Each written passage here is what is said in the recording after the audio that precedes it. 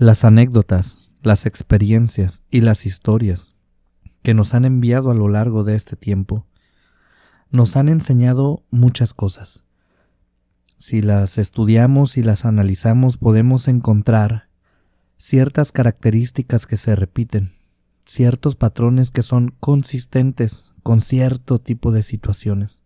Las infestaciones son un tipo de fenómenos en los que una energía poco a poco se va apoderando quizás de un área geográfica, de un espacio, de una casa, por ejemplo, y los integrantes de personas que viven aquí o que están en este espacio, poco a poco van sufriendo un deterioro mental.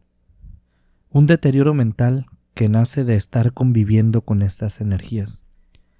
Me gustaría que cada uno de ustedes me dé una respuesta a la siguiente pregunta. Los comportamientos de las personas que sufren este tipo de acoso por energías externas a ellas, energías que no comprendemos.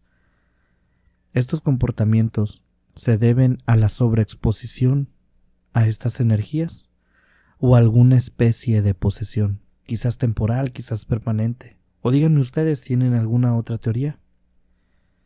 Bienvenidos. Hoy escucharemos una historia muy interesante. Los invitamos a prepararse un café o un té y a escuchar junto a nosotros los sonidos de La Orilla del Miedo. La Orilla del Miedo, donde tus historias hayan vida.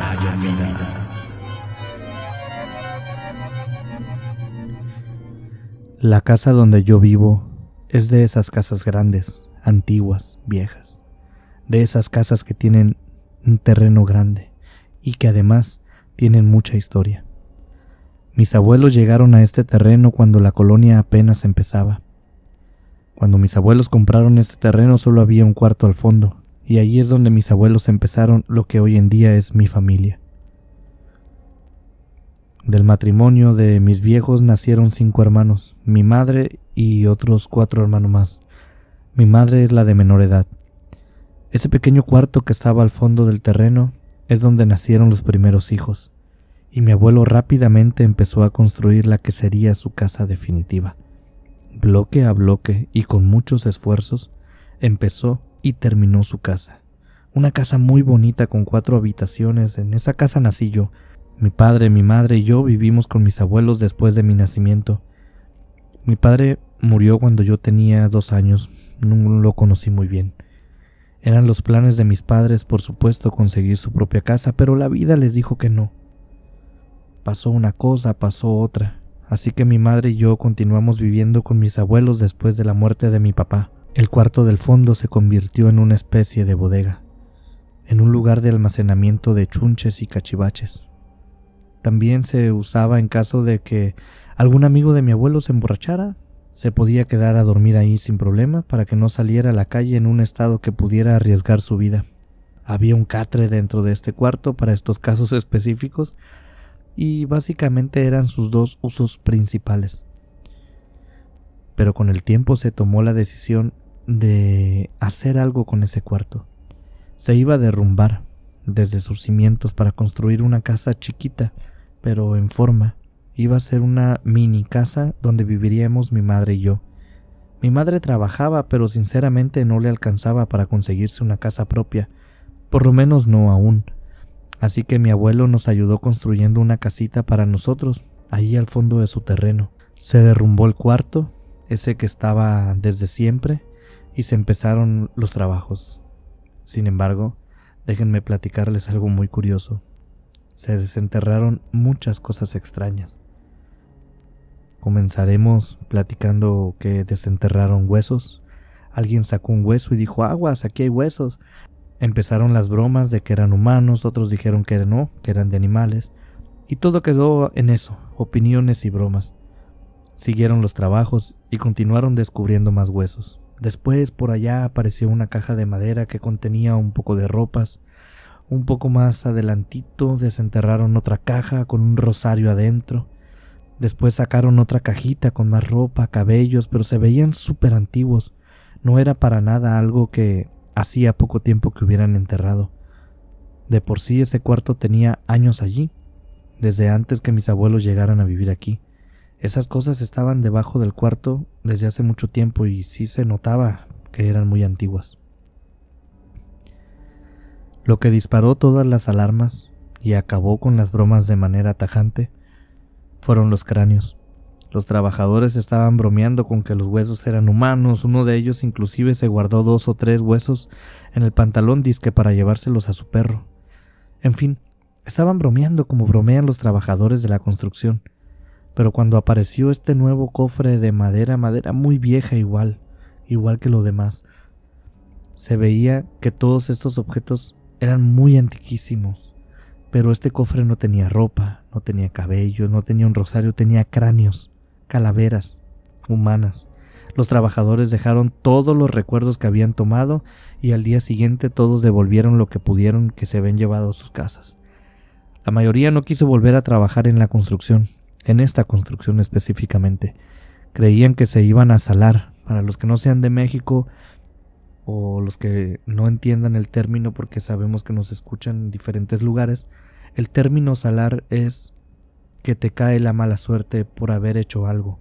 Y eso creían esos trabajadores. Creían que se iban a salar a ellos mismos por haber perturbado aquellos restos. Solo 2 o 3 trabajadores permanecieron en las labores de construcción de esta nueva casa. Esos que no eran supersticiosos. Se detuvieron los trabajos unos días y mis abuelos decidieron no dar aviso sobre estos restos, porque aquí en México tienes que avisar cuando encuentras algo así. Pero ellos pensaron que si lo hacían se podría retardar la construcción y no querían gente de gobierno investigando o realizando más excavaciones. Así que con esos trabajadores que no creían en supersticiones, juntaron todos los restos y los sacaron del terreno. No sé dónde, pero sé que los fueron a tirar a algún lado. Mi madre, que sí es supersticiosa, no dijo nada. Tampoco podía ponerse en su papel de cancelar toda la construcción. A final de cuentas, esa casa era un apoyo de mi abuelo hacia ella. Así que se guardó sus comentarios y aceptó las decisiones que tomó mi abuelo. La obra continuó con nuevos trabajadores, pero los 2 o 3 que habían permanecido desde un inicio no duraron mucho. Hablaron con mi abuelo y le dijeron que los estaban espantando, que ahí en la obra ellos escuchaban cómo les hablaban al oído, en un susurro, pero les decían sus nombres, que les movían las cosas del lugar, y que en sus casas donde ellos vivían se estaba empezando a sentir algo, energías extrañas, energías que ellos no querían. Y así nomás, le dijeron que no quería arriesgar a sus familias, le dieron las gracias a mi abuelo y se fueron de la obra. Mi abuelo despachó a todos los trabajadores que tenían conocimiento de la situación de los entierros y contrató gente nueva. Como ya no había nada que desenterrar, él pensó que así sería más fácil. Otra vez se retrasó un poco la construcción, pero no mucho tiempo. La gente nueva no dio indicios ni dijeron nada sobre cosas raras que pasaran en la obra. Pero ¿saben algo curioso? Hubo muchos accidentes. Uno de los trabajadores perdió un dedo de su mano haciendo un corte con una herramienta. Otro trabajador cayó del andamio y se rompió una pierna. Lo único que dijeron es que algo les estaba dando mala suerte, pero nunca dijeron que había visto fantasmas o que les susurraran su nombre al oído. Mi abuelo simplemente les decía que ellos mismos eran descuidados y que por eso les pasaba lo que les pasaba. La casa se terminó y mi madre no puso objeción alguna, pero no quería mudarse a la casa. A pesar de no resistirse, ella no quería hacerlo. Ella pensaba que la tierra estaba maldita, que habíamos molestado a espíritus de gente que descansaba allí, o que a lo mejor habíamos desenterrado brujería. Nunca le dijeron nada a nadie que no necesitara saberlo. Mi madre y yo vivimos durante 2 años en esa casa. No logramos vivir más tiempo. Aunque yo era pequeño, recuerdo muchas cosas. Recuerdo sonidos en las noches. A veces estábamos dormidos y nos despertaban unos golpes en la pared, gritos en mitad de la noche. Mi madre me decía que eran ruidos que venían de afuera de la casa, pero recuerdo el miedo en sus palabras cuando me decía: no pasa nada, hijo. Mis recuerdos son muy claros, despertándome a mitad de la noche porque sentía que me jalaban la cobija. Yo mismo, después de despertarme, vi cómo la cobija se recorría sola. La sentía recorrerse y poco a poco dejarme destapado, y cuando la cobija caía totalmente al piso, escuchaba pasos en mi habitación como si alguien se fuera. Aunque no hubiera nadie, claramente escuchaba a alguien caminar dentro de la habitación y luego irse. Recuerdo que podíamos estar tranquilamente cenando mi madre y yo, comiendo o desayunando sin hacer nada en específico y sin hablar de nada en específico, y escuchar los golpes en las paredes de las habitaciones de los lados, pero estando conscientes de que nadie había en la casa más que nosotros. A veces llegaba mi madre a mi cuarto y me decía: ¿qué necesitas? ¿Por qué me gritas? Pero yo le decía que no había sido yo. Nos quedábamos callados, nos mirábamos y sabíamos lo que estaba sucediendo, porque a veces era yo quien escuchaba que mi madre me llamaba. Sin embargo, hay que reconocer que el ser humano es sumamente adaptable. Tenemos una capacidad extraña de aguante, una capacidad que poco a poco vamos aguantando, más y más y más, y pareciera que no tuviéramos límites. Recuerdo que en los últimos días que vivimos en esa casa, empezamos a ver cosas también. Yo no dije nada, me sentía muy cansado, y mi madre tampoco me dijo nada, como que entramos en una etapa de negación, pero lo podía notar. A decir verdad, ya no nos comentábamos sobre los fenómenos, pero nuestro humor cambió, nuestra forma de contestarnos cambió, nos alejamos poco a poco entre nosotros. Recuerdo una ocasión en que regresé de la escuela, iba caminando hacia la casa y en la ventana pude ver, desde afuera de la casa, pude ver a un ser parado dentro de la casa, un ser que estaba detrás de mi madre. Mi madre estaba sentada en el sillón, frente al televisor, parecía dormida, y aquel ser tenía las dos manos sobre los hombros de mi mamá, estaba de pie detrás de ella. Era un hombre sin ropa, sin pelo, sin cara, solo una figura blanca, como si cualquier persona como usted o yo nos pusiéramos un traje de látex blanco. Por algún extraño motivo no me sorprendió, no me sobresaltó, no sé por qué. Solo lo vi y seguí mi camino hacia la casa. Cuando entré, mi madre dio un brinco en el sillón, como si yo la hubiera asustado. Recuerdo claramente que ese día mi madre durmió toda la tarde, toda la noche, y al día siguiente dijo que se sentía muy cansada, que no había podido dormir bien. A mi mente vino la imagen de aquel hombre parado detrás de ella, agarrándole los hombros, pero no le dije nada. Las cosas definitivamente cambiaron un día en que mi madre me gritó muchísimo. Ni siquiera recuerdo por qué, así de tonto fue el motivo, pero yo también le grité. Nos dijimos cosas horribles. Estábamos en cuartos separados y conforme más subíamos el tono de voz, mientras más nos enojábamos, más nos íbamos acercando, hasta que quedamos frente a frente. Recuerdo a mí mismo con el puño cerrado, a punto de liberar todo mi enojo en un puñetazo que iba a ser dirigido a la cara de mi madre. Pero algo me detuvo, no me calmó, pero sí me detuvo, y por un instante vi los ojos de mi mamá. No era ella, estaba totalmente encolerizada. Algo hizo clic en mi mente. Yo y mi madre nunca nos peleábamos, y menos a estas magnitudes. Sí teníamos discusiones y diferencias, pero jamás llegamos hasta este punto, y menos por cualquier tontería. Recuerdo que le dije a mi madre: mamá, ¿qué estamos haciendo? ¿Por qué peleamos? Ella entonces sacudió un poco su cabeza, se sacó mucho de onda y me dijo: no sé. Los dos nos quedamos viendo, muy confundidos, y ninguno de los dos pudimos recordar el motivo que inició esa pelea. En ese momento mi madre no me dijo nada, solo se dio la vuelta. Se metió a mi habitación, sacó un poco de ropa, así sin bolsa, sin maleta, se las echó al brazo, una camisa, un pantalón, y sacó un poco de ropa de su cuarto también. Nos devolvimos a la casa de los abuelos. Mi abuela estaba muy contenta. Decía que nos escuchaba gritar desde su casa y que estaba triste.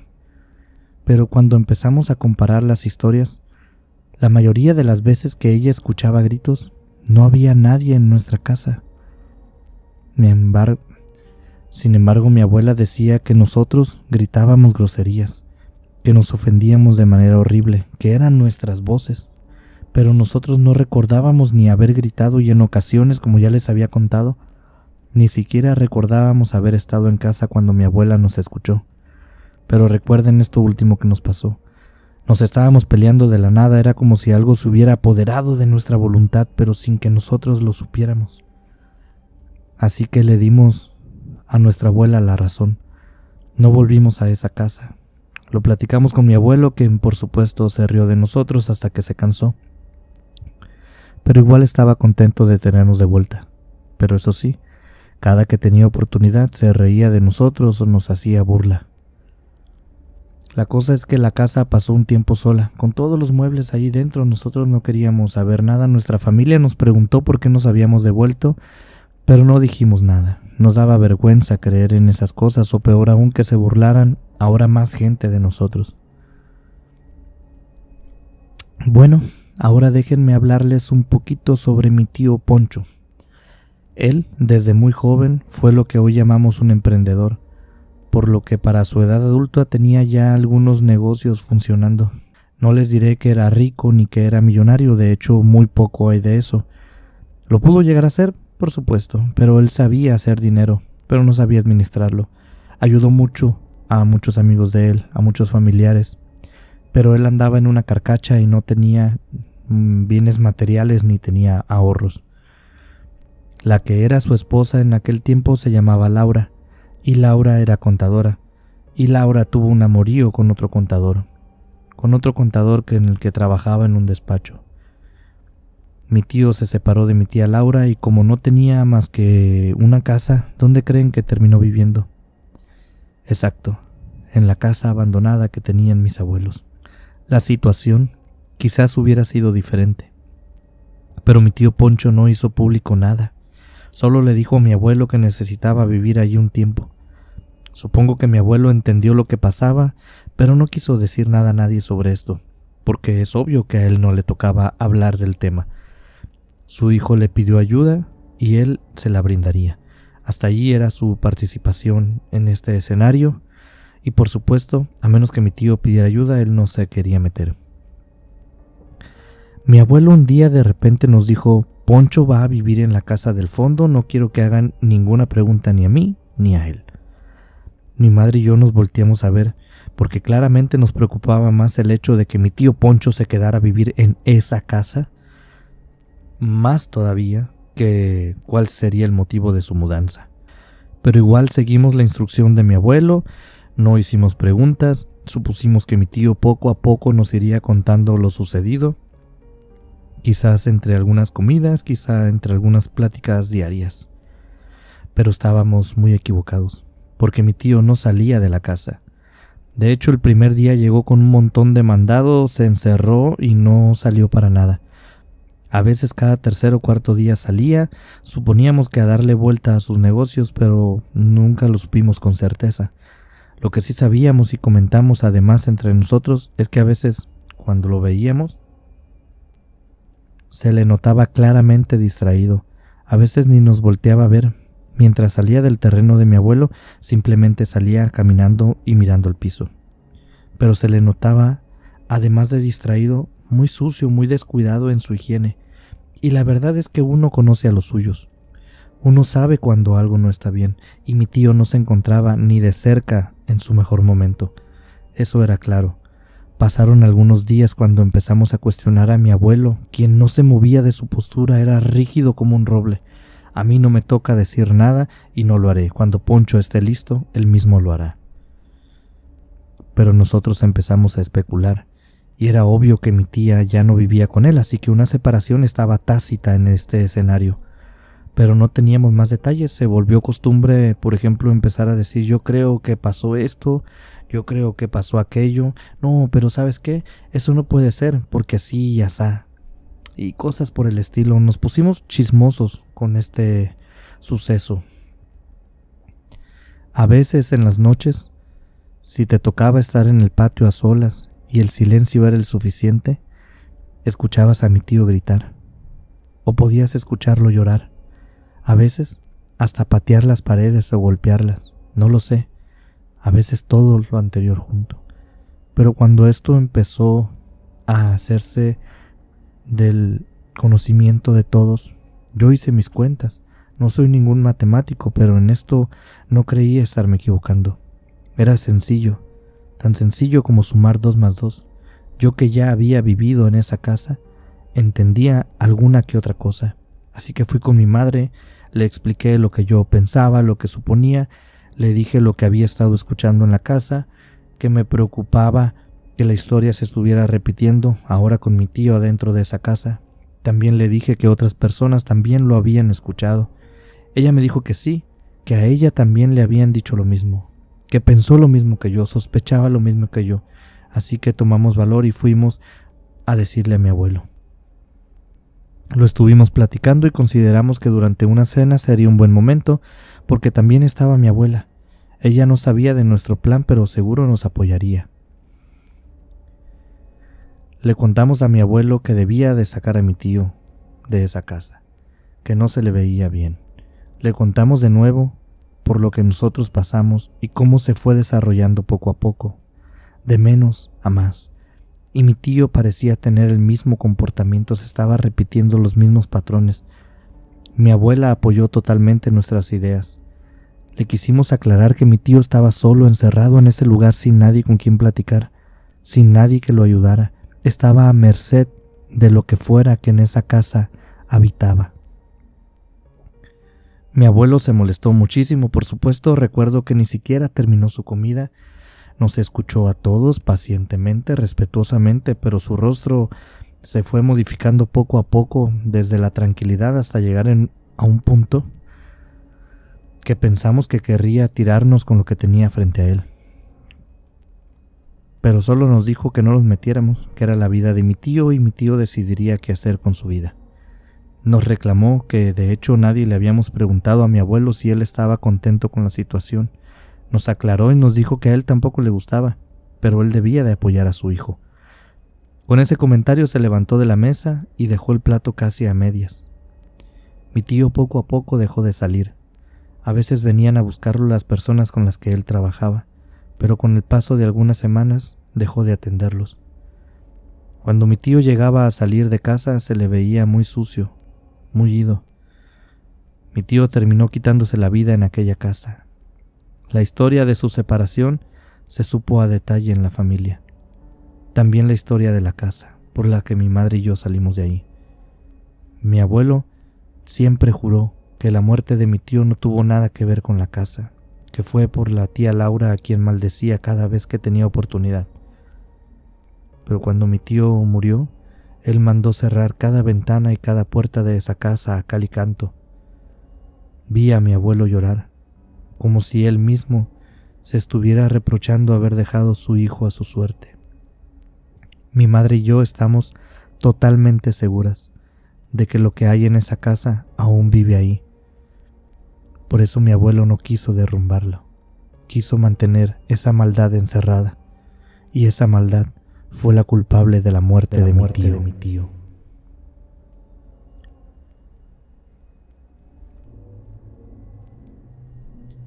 Muchas gracias por llegar hasta este punto del video, hasta el final. Queremos enviar saludos muy especiales a Fabi Jiménez, quien nos escucha desde Fontana, California, a nuestra amiga Anabel, quien nos escucha en Argentina, José Alonso Perusquía, Jenny Esteves en Ciudad de México, Celina Moraes en Italia, el güey del Redmi 9, a nuestro gran amigo Luis Valdés Casillas, y otro saludo con muchísimo cariño para Blanca Estela Amador, quien sabemos que nos escucha disfrutando de un delicioso café. Le enviamos un gran abrazo, señora Blanca.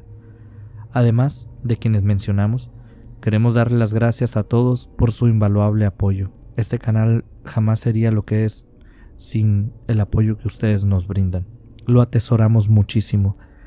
Recuerden que si les gustó esta historia, pueden suscribirse al canal y darle clic a la campanita para que YouTube les avise cada que subamos un nuevo video. También recuerden que están invitados dentro de unos días más para acompañarnos aquí en La Orilla del Miedo.